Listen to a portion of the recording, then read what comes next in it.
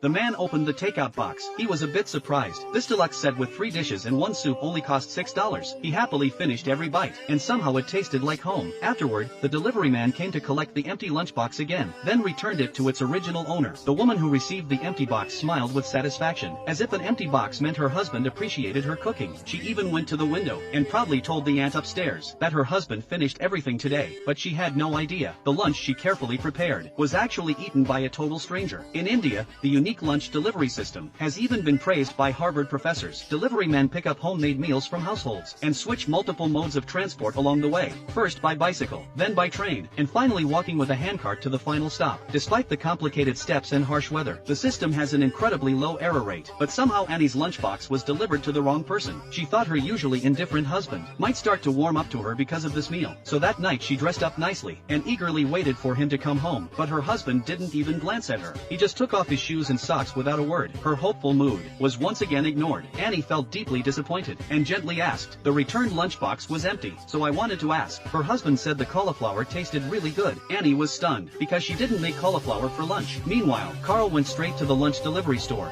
Next one will time तो call service के लिए लास्ट ओके सर हम नोट कर लेंगे अरे वो ये डब्बा कौन बनाया डब्बा हम ही लोगों ने बनाया सर कुछ गाना अच्छा था वो The store staff were just as confused, since no one had ever praised the cauliflower like that. Back home, Carl stared at his bland dinner, while still savoring the flavors from lunch in his mind. The next day at noon, he eagerly opened the lunchbox again. In his dull life appeared a bit of hope. That day's lunch was still hearty, but oddly enough there was a note inside. The cook thanked him for finishing the meal. She wrote that even though she realized the lunch was misdelivered that same day, it made her happy the entire afternoon. As thanks, she prepared more of her best dishes for him today. Carl thoughtfully put the note down. He hadn't expected it to be a mistake. His little joy was quickly replaced by disappointment. Was he going back to his old meaningless life? That night, Annie received another empty lunchbox. Inside was a reply letter. She curiously opened the note, only to see the words, "Today's food was too salty." Annie was furious and complained to the aunt upstairs. Dear Ila, the food was very salty today.